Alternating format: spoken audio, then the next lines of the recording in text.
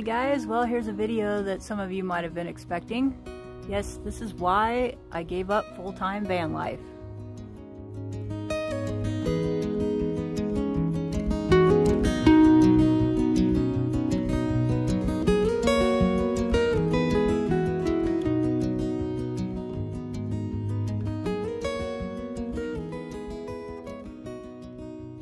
Okay guys, so why did I give up full-time van life? Well, if you watch my video called 7 Reasons to Give Up Van Life or to Quit Van Life, reason number 7 is, well, the dream changed. That's right, people get out of van life because their lives change, their dreams change, their goals change. And that's precisely what happened to me. I found somebody that I really enjoy being around and want to stay around with them. And while he said that it would be okay for me to continue van life and come and see him whenever I chose, it broke my heart to think that I would go places without him. My van is not set up for 2 people, it's set up for 1 person. And he was already in the process of building his camper van out when I met him, and so we are just finishing it up, and it is set up for 2 people and a dog to be able to go camping in.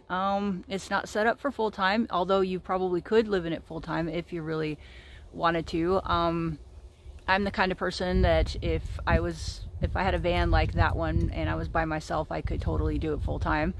But as far as having 2 people in there full-time, it might get a little cramped, but it can be done. That being said, his van is set up for 2 people as opposed to just 1 person like mine. I literally have a bookshelf type bed. That's what I call it, a bookshelf. There's only 1 room for me on my bed, first of all. Secondly, there really isn't any space for anybody to even sleep on the floor really in my van. So, you know, it's just not set up for 2 people. It's for 1 person and 1 person only. And if there was a pet involved at all, it would be a very small pet. Unless, of course, you're, you know, going out on your own and you have a dog that's, you know, as big as a house and you have had them for a long time and you're not going to get rid of them. That would be the only way I would see somebody living in my van with a big dog, is just because they've had it forever. But to do it on purpose, no, I don't think so. So that being said, my van doesn't get used very much, and we have 2 camper vans. So we're probably going to have to figure out what we're going to do. I have several options. I could remodel my van and make it so that it could be a sleeper for 2 people, but because it's so short, it's still going to only be a weekend thing. Or I can turn it into a mobile business of some sort, or I can, you know, sell it. So we'll be seeing, you know, in a few weeks what I decide to do. In the meantime, yes, I am doing part-time van life with Ron. We love doing stuff in vans. We love vans. We are van people. We love going camping. We love doing stuff in the outdoors. We like exploring. We like having adventures whenever we can. It just happens that right now in the schedule, we've been staying at home. But here pretty soon, within a few weeks, we're going to be traveling again, and hopefully I will be able to upload some of those videos for you guys. We'll see.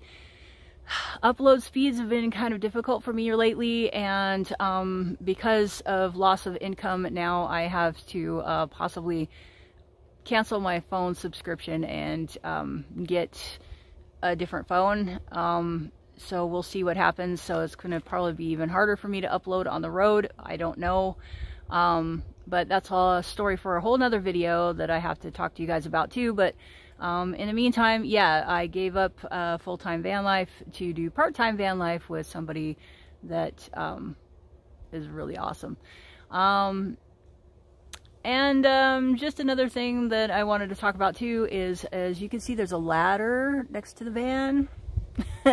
And I've been having to climb up there and test the solar panels. As you guys might know, the weather has been record-breakingly hot on the west coast of the United States and in Canada, basically all the way up. And well, my solar panels literally fried. yeah, they do not work. They do not have any output. They will not charge the battery. Everything else inside works, so it didn't fry that part of the system. It just fried the solar panels. And I knew going into it that there was a risk of that because I did get the flexible panels and they don't last quite as long, but I wanted to not have a bunch of weight up there and a bunch of holes in my roof, and the gas mileage that it saved to me was worth it. So I'm possibly going to be replacing the solar panels. We'll see, but yeah, we tested them and they are deader than a doornail, which is very unfortunate. So just FYI, if you guys are out there and you are buying flexible solar panels, just know that they probably will not last quite as long as the regular kind, simply because they cannot get air underneath them. If you mounted them flush to whatever roof that you're putting them on or whatever, they are not going to be able to breathe. So in climates like, you know, the desert or like ours, or even in the northern climate, they could overheat and just basically fry. A suggestion that I would do if you still want to do solar panels that are flexible, because they are kind of cheaper, because usually like, you know, manufacturers will ship them out for free because they are so light. You don't have to pay for shipping. That's another advantage to getting them. I would suggest building a small wooden frame to put them up on so that they can, you know, get some air underneath if you are able to do so. Or just know that they're only going to last 2 or 3 years at the most, and you're going to have to replace them sooner or later. On the upside, though, they are pretty cheap, so, you know, if that doesn't bother you and you don't mind the inconvenience of switching things out, then go for it. Get some flexible solar panels and just put them directly to your roof. But I knew that there was a risk of this. I knew going in, like I said, that this possibly could happen. I was just hoping that they would last me a little bit longer than they did. I think I've had them up there for a couple years now, and that's all. So yeah, it's pretty sad that they only lasted 2 years, but I'm blaming it on the weather because it has been so hot here, and I'm pretty sure that, you know, they're solar panels, so they're probably reaching upwards of 200 degrees because they're, you know, black and hot and right in the sun all the time. So yeah, with no air circulation cooling them off. So there you go. So that's why there's a ladder next to the van. That's why, you know, I've been climbing up there and testing the solar panels, is because they are deader than a doornail. So yeah, just an FYI for you guys. And yes, like I said, Ron and I are going to be going on more adventures here pretty soon, camping trips and whatnot this summer.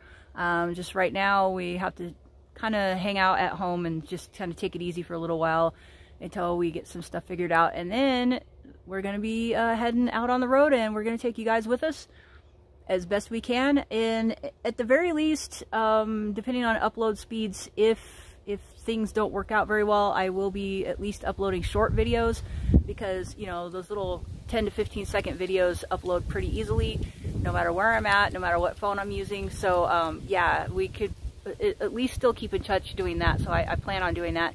And I hope you guys are enjoying some of my short videos. I have some really cute ones of wildlife coming up here pretty soon. So, or you know, maybe by the time you see this video, you'll probably already see those, because they're easier for me to upload and I don't have to edit and stuff. So but anyway, yeah, I've got some really cute wildlife videos that I hope you guys, you know, check out, that are just 15 seconds.